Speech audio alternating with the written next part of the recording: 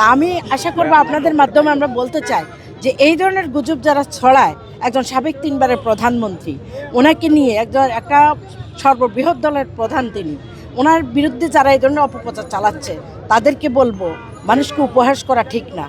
হায়াত মৌত আল্লাহর কাছে, আল্লাহ যখন যাকে নিবে তখন তিনি নিয়ে যাবেন, কিন্তু এইভাবে কাউকে নিয়ে উপহাস করা এটা ঠিক না। এটা খুনি হাসিনার সময় আমরা দেখেছি।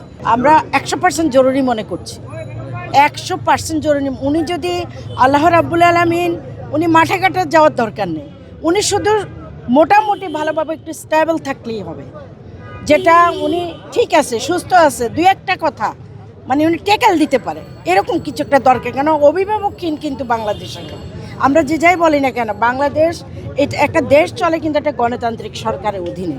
আমাদের সম্মানিত উপদেষ্টা মহোদয় তিনি কিন্তু চেষ্টা করছেন এবং ভালো চালাইও আসতেছেন, তারপরও দেশে একটা সরকারি মানে গণতান্ত্রিক সরকারের প্রয়োজন, দেশের প্রয়োজনে।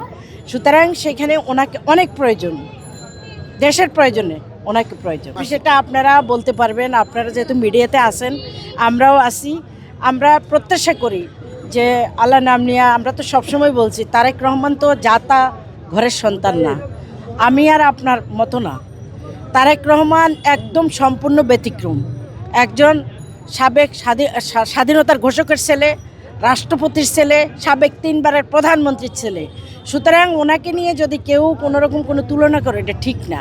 সব কিছুর একটা হিসাব আছে, বিবেচনা আছে, ওনাদের নিরাপত্তার ব্যাপার আছে।